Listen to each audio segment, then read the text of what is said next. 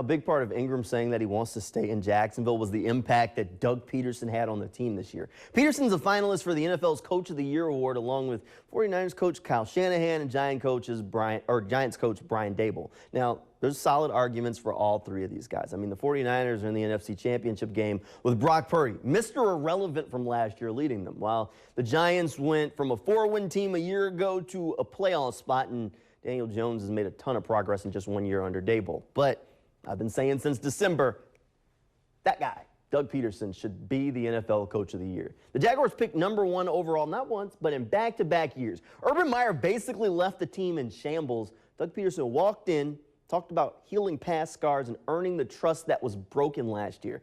This is a guy that had to be the coach, team psychologist all at the same time. He took a team that won 4 games over 2 years, doubled that number in year 1, and won the AFC South Division.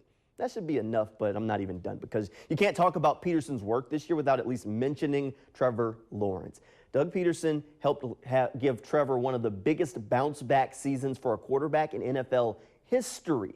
Oh, and to bring it all full circle, when we were talking about Evan Ingram, I said free agents in the past have never really openly said that they wanted to stay with the Jaguars. Well, the Jaguars' top 3 free agents this year, Evan Ingram, Jawan Taylor, Arden Key, have all said openly that they hope to be Jaguars next year. The rehab job that Doug Pederson has done in Jacksonville has to be one of the best single-season jobs by a coach in league history.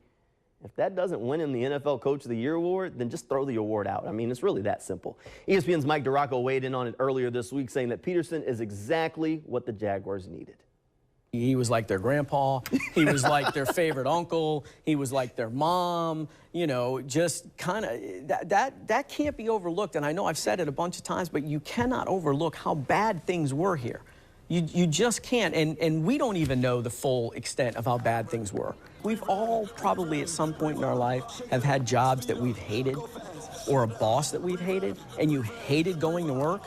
That's what that was like in that building, and Doug Pederson changed that. So that has to be factored in my opinion, beyond the wins and losses. And the fact that they won 9, won a home playoff game the way they did, you know, he can obviously coach. He won a Super Bowl. You don't luck into a Super Bowl. No. So we know he's a good coach, X's and O's wise. But when you factor everything in and where this franchise has been and where he's taken them, I just can't really see another reason why you wouldn't not vote for him.